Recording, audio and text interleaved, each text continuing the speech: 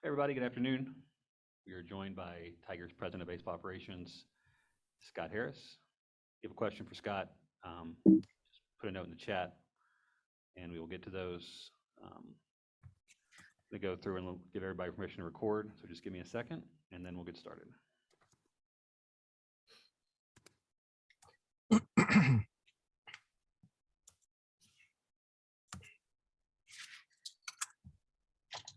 Again, if you're not asking a question, we ask you keep your mic on mute to avoid any background noise, please.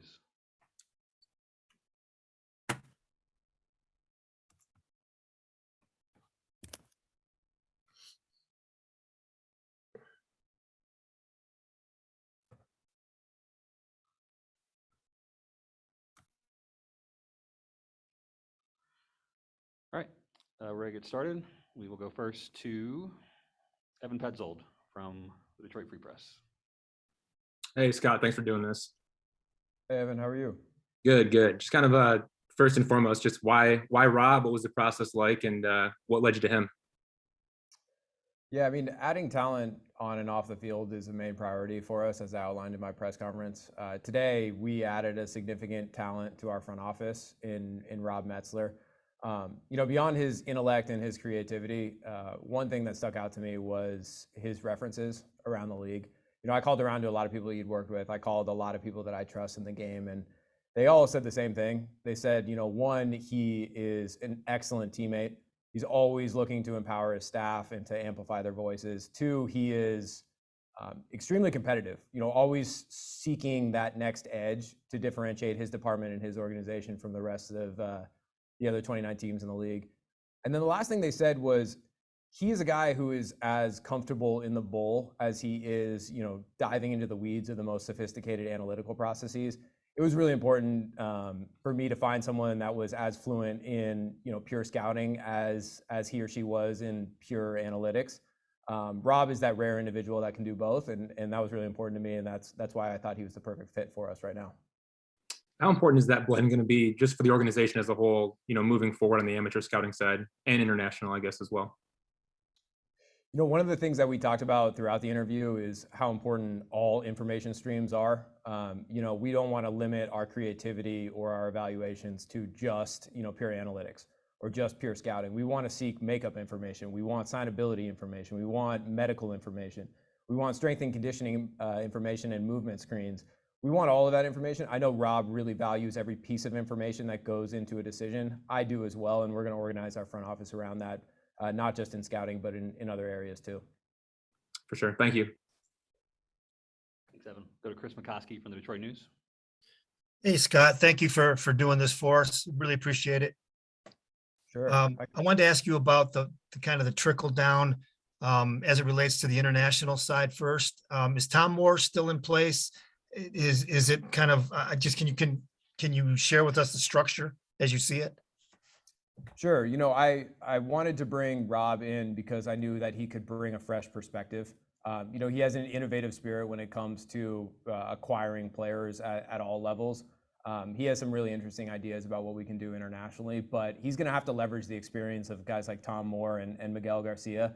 They've been at it a long time. They have made significant strides of late in international scouting, and my hope is that they can partner with Rob and share their strengths and cover each other's blind spots to make sure that we're getting the absolute best talent on the international front. And also regarding the amateur draft, will Rob now be free to kind of like hire his scouts, or how does that process work going forward? Yeah, Rob and I have talked about hiring a scouting director under him. We intend to do that. It's going to be Rob's choice who fills that role for us. And then below that, Rob is going to be on a listening tour that is going to be very similar to the listening tour that I've been on for the last few weeks. He, as I said in the beginning, really believes in contributions up and down the organization. He believes in empowering the staff, and he knows a lot of the scouting individuals that we have here, as well as the people that work in the front office. And he's going to take a hard look at everybody and find a way to push them to bring their strengths out and help us in the draft. Thank you. Thanks, Chris. Go next to Cody Stavenhagen from The Athletic. Hey Scott, thanks for doing this. I think you talked about it a little bit, but can you help us get an understanding of what helps a scouting executive stand out in today's game when a lot of people are looking at the same pool of players and similar sets of data? Yeah, one thing that stuck out about Rob is the systems and the processes he's developed and refined in Tampa helped that organization acquire young talent that ultimately helped them build one of the best farm systems in the game and win at the major league level at the same time. That's really hard to do, but that starts with acquiring, developing, and retaining young talent. It's a huge priority for Rob. So when I thought about trying to fill this position, I wanted to find someone that not only would use the information effectively, but would find new innovative ways to find new information and process it differently than the other 29 clubs. In a draft, it's exceptionally competitive, so we need to take steps to differentiate ourselves. Rob has done that in Tampa, but I expect him to come here to Detroit and partner with all the talent that we have in this front office to come up with new processes that can differentiate us from the other 28 clubs plus Tampa. We're not trying to run back what Tampa did here. They have had a ton of success, and it's been really impressive. But the goal is for Rob to come here and come up with a Tigers way, not run back the Rays way. And for the sake of clarity, do you still plan to hire a general manager at some point, or is this a separate hire from that? Yeah, we do intend to hire a general manager. We have not started interviewing for that position yet, and I don't have an update on the timeline at this time. All right, sounds good. Thank you. Thanks, Cody. Thanks, Cody. Go to Lynn Henning from the Detroit News. Lynn, make sure you take your mic off mute. That There you go. Oh. You're back muted again. how about now? Great. We Hey, good? Lynn, how are you? Hi, Scott. Nice to have you before the shark infested Detroit media here today, but appreciate you doing this. I got a question. One of the reasons that, of course, this team has been judged not to have been a playoff contender for 8 years is because there's been such a dearth of front door talent coming up through the system. It was guessed that you would perhaps come to that conclusion if you hadn't already. From your Giants perspective, what did you see here in the fact that you've acted so quickly on the amateur front and on the international front? Is that more or less an affirmation that, yeah, you knew that this thing had to change and change dramatically? Yeah, I think, we just made changes. So clearly I identified that we need to make changes here. I will say during this transition period, one of the things that I have noticed is that there are a lot of really talented people. There are a lot of really experienced, creative people already in this front office. So I don't want to create this perception that we are just completely cleaning house here, that we're not doing that. We are establishing new leadership for a handful of departments that are going to ultimately help us bring more talent here, but also bring out the best of the talented individuals that we already have in the front office, on the coaching staffs, and in scouting bowls around the country. I think Rob is a great first step here. If you talk to people in Tampa, one of the things that they'll tell you is that both scouts and analysts love working with Rob. That was a huge separator for me. That really stuck out in all of the reference calls that I made around the league. And I think his leadership and his passion for getting the most out of his staff is really going to help us here in Detroit.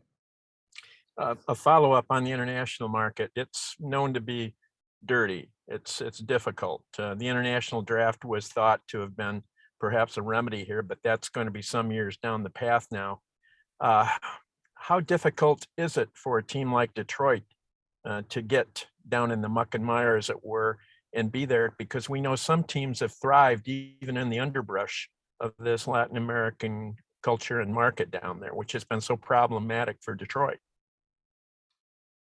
I think the strength and accuracy of our evaluations are going to dictate our success on that front. We have to evaluate players the right way, and we have to seize opportunities to sign them. There's no secret there on the international front. I think this is a big step for us to improve our evaluations of players up and down the organization. And I think the partnership between Rob, Miguel, and Tom is going to allow us to seize those opportunities when they're available internationally. There's huge opportunity on the international front, and we need to go be a more active part of it. Thank you. Thanks, Lon. We'll go next to Matt Shepard from Valley Sports Detroit. Scott, good to see you again. Two questions for you. One is personal. How have you enjoyed your transition to the great state of Michigan and the city of Detroit? It's been great, especially the weather last weekend. I very much enjoyed it. Thanks for asking. Yeah. Secondarily, AJ used to say that you're a straight shooter. You don't mind being challenged, and you don't mind challenging him. I would assume that Rob has similar characteristics. How did you notice that in him? And if so, what did you like most about how he did challenge you through this whole process? That's exactly what we're getting with Rob. I want to take a moment to thank the Rays organization and Eric Neander specifically for looking out for Rob. It is really hard to access great talent in front offices around the game. And not only did Eric prioritize Rob at every turn and his future opportunities for growth, but he gave me honest feedback about Rob. And one of the things that he told me was, you can always trust Rob to give you his independent opinion. He will never be swayed by the room or groupthink or bias or noise. He'll give you exactly what he thinks about a player and why. He'll give you concrete evidence to support his evaluations. That was really important to me. I saw it in my interview, but talking to some of his references around the game, that really confirmed that we're getting a straight shooter in Rob and a guy that is a very talented evaluator and is adept at expressing his evaluations to his staff and to me. Scott, thanks. Good luck. Thanks, Matt. Thanks, Shep. We'll go to Jason Beck from MLB.com. Hey, Scott, thanks for doing this. Kind of wondering, what's the value of having somebody in charge of both amateur and international scouting? And are there ways that the processes can translate from one to another? Absolutely. As we've discussed the whole time, Rob is very experienced on the domestic amateur front. I think there are a lot of parallels between domestic amateur evaluations and international amateur evaluations. Some of those processes that he set up and refined in Tampa will also help him on the international front.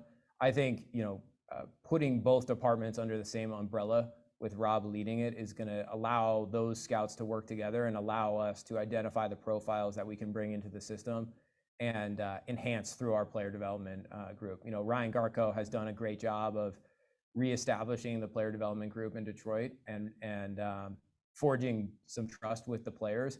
Now it's on us to get more talent into the system and allow Ryan and his guys to help develop them towards the handoff to AJ in Detroit. Again, there's a lot of work to do to be able to realize this goal, but I'm really excited about getting the right people in place and starting on that journey. And I was kind of wondering also, kind of on similar levels, have there been any decisions made on the pro scouting side as far as what you've seen, what you've noticed in your evaluations there that you can disclose? I think they do a really good job. I've had a lot of conversations with Scott Bream and Sam Menzen about some of the processes they have in place in pro scouting. I think I can add to those processes. I think, some of the conversations that we've had about players entering into free agency and the trade front have been very constructive conversations. I think we have tremendous alignment in the types of players that we want to bring here in Detroit, and I'm looking forward to working with those guys. Thank you. Thanks, Jason. Go back to Cody.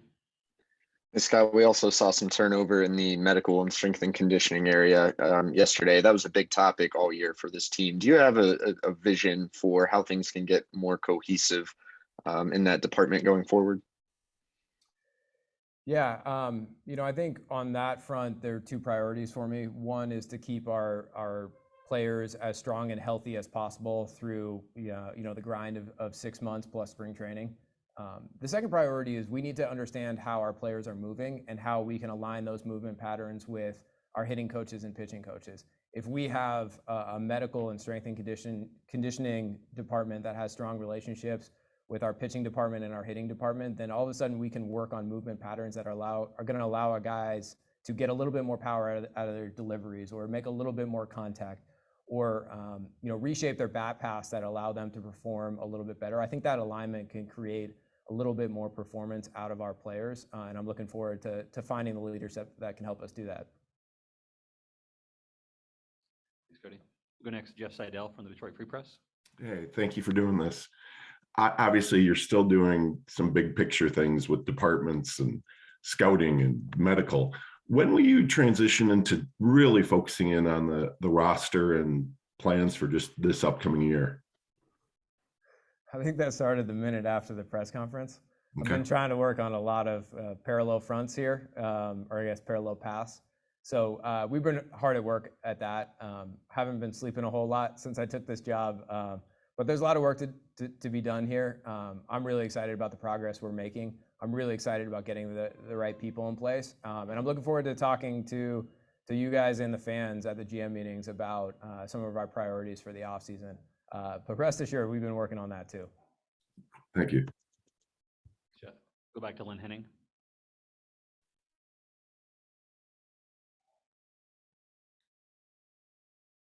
Lynn, I think your mic's muted.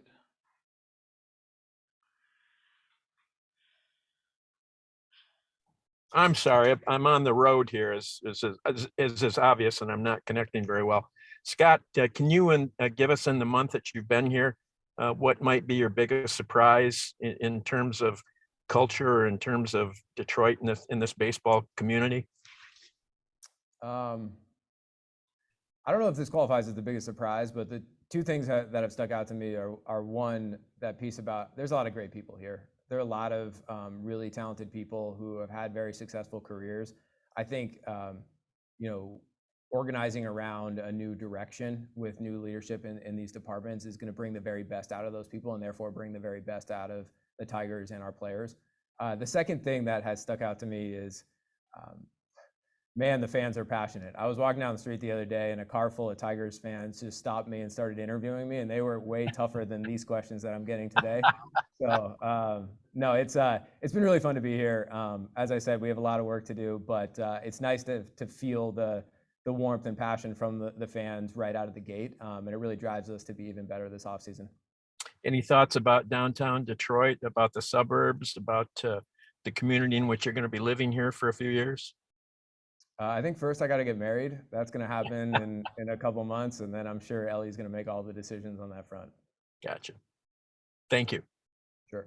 Thanks, Lynn. Any other questions for Scott?